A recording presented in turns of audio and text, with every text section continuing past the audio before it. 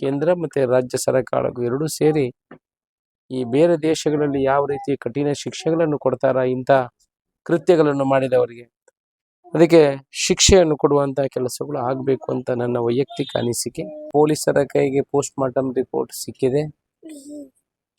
ಈವಾಗಲೇ 3 ಜನರನ್ನು ಪೊಲೀಸ್ ಇಲಾಖೆಯಿಂದ ಬಂಧಿಸಲ್ಪಟ್ಟು ಅವರ ವಿಚಾರಣೆಗಳು ನಡೀತಾ ಇದೆ.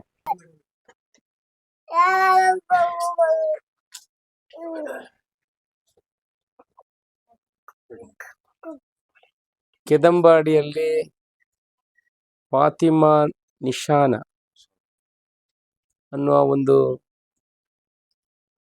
23-24 ವರ್ಷದ ಮಹಿಳೆಯು ಮೃತ ಹೊಂದಿದ್ದಾರೆ. ಇದು ಸಂಶಯಾಸ್ಪದ ಸಾವು ಅನ್ನುವ ಕೇಸು ಈವಾಗಲೇ ಸುಳ್ಯದಲ್ಲಿ ಕೇಸು ರಿಜಿಸ್ಟರ್ ಆಗಿದೆ. ಇದರ ಬಗ್ಗೆ ಪೋಸ್ಟ್ ಮಾರ್ಟಮ್ ರಿಪೋರ್ಟ್ಗೆ ಇಷ್ಟವರೆಗೆ ಕಾಯ್ತಾ ಇದ್ದೀವಿ. ಈಗಲೇ ಪೊಲೀಸರ ಕೈಗೆ ಪೋಸ್ಟ್ ಮಾರ್ಟಮ್ ರಿಪೋರ್ಟ್ ಸಿಕ್ಕಿದೆ. ಈವಾಗಲೇ 3 ಜನರನ್ನು ಪೊಲೀಸ್ ಇಲಾಖೆಯಿಂದ ಬಂಧಿಸಲ್ಪಟ್ಟು ಅವರ ವಿಚಾರಣೆಗಳು ನಡೀತಾ ಇದೆ. ಬಹುಶಃ 1-2 ದಿವಸಗಳಲ್ಲಿ ಪೊಲೀಸ್ ವಿಚಾರಣೆಯಿಂದ ಸತ್ಯಾಸತ್ಯತೆ ಹೊರಗೆ ಬರುವ ಎಲ್ಲ ಕೆಲಸಗಳು ಆಗ್ತದೆ. ಆನಂತರ ಏನು ಆ ಮನೆಯಲ್ಲಿ ವಿಚಾರಗಳು ನಡೆದಿದೆ ಅದರ ಪ್ರಕಾರ ಅವರ ಮೇಲೆ FIR ಅನ್ನು ಕೂಡ ಮಾಡುವಂಥ ಕೆಲಸವನ್ನು ಪೊಲೀಸ್ ಇಲಾಖೆ ಮಾಡ್ತಾರೆ. ನಾನು ಇವತ್ತು ಆ ಮನೆಗೆ ಬಂದಿದ್ದೇನೆ. ಅವರ ತಾಯಿ ಹತ್ರ ಮಾತಾಡಿದ್ದೇನೆ. ಅವರ ಅಳಿಯನ ಹತ್ರ, ಏನು ತೀರು ಹೋಗಿದ್ದಾರೆ ಅವರ ಗಂಡನ ಹತ್ರನೂ ಕೂಡ ಮಾತಾಡುವಂಥ ಕೆಲಸವನ್ನು ಮಾಡಿದ್ದೇನೆ. ಅವರು ಸಾವಿಗೆ ಸಂಶಯವನ್ನು ವ್ಯಕ್ತಪಡಿಸ್ತಾ ಇದ್ದಾರೆ. ಇದು ಕೊಲೆ ಅನ್ನುವ ವಿಚಾರವನ್ನು ಅವರು ವ್ಯಕ್ತಪಡಿಸ್ತಾ ಇದ್ದಾರೆ. ಪೊಲೀಸ್ ರಿಪೋರ್ಟ್ ಬಂದ ನಂತರ ಅದನ್ನು ಕೂಲಂಕುಷವಾಗಿ ತನಿಖೆ ಮಾಡಿ ಅದಕ್ಕೆ ಶಿಕ್ಷೆ ಕೊಡಿಸುವಂಥ ಕೆಲಸವನ್ನು ಖಂಡಿತ ಪೊಲೀಸ್ ಇಲಾಖೆ ಮಾಡ್ತದೆ. ನಾನು ಇವಾಗಲೇ SP ಅವರ ಹತ್ರ ಮಾತಾಡಿದ್ದೀನಿ. ಅದಕ್ಕೆ ಸಂಬಂಧಪಟ್ಟ ಅಧಿಕಾರಿ DYSP ಇರುವುದು ಅವ್ರ ಹತ್ರ ಮಾತಾಡಿದ್ದೀನಿ. ಇದರಲ್ಲಿ ಯಾವುದೇ ವಿಚಾರಗಳಿಲ್ಲ. ಯಾರು ತಪ್ಪಿತಸ್ಥರಿದ್ದಾರೆ ಅವರ ಮೇಲೆ ಕಠಿಣ ಕ್ರಮವನ್ನು ತೆಗೆದುಕೊಳ್ಳುವಂಥ ಕೆಲಸಗಳನ್ನು ಮಾಡಬೇಕು.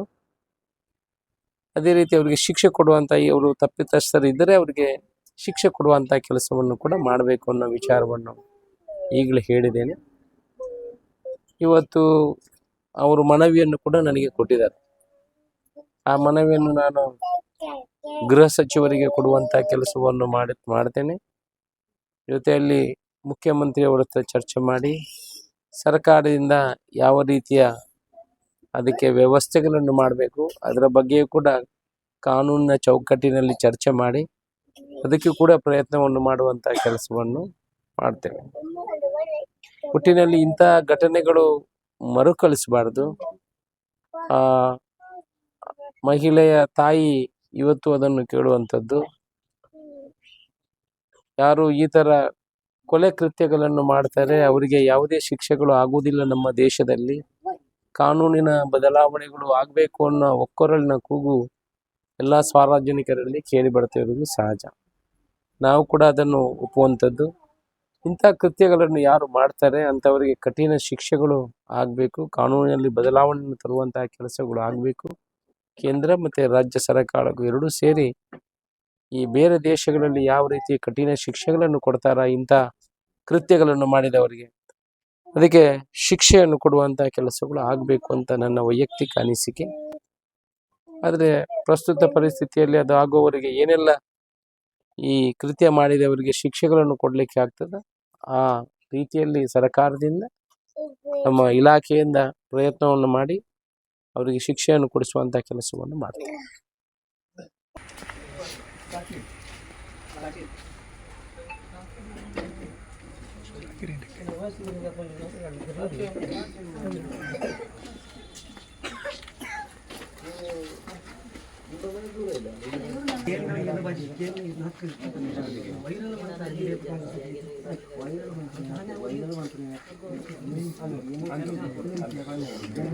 ವೈರಲ್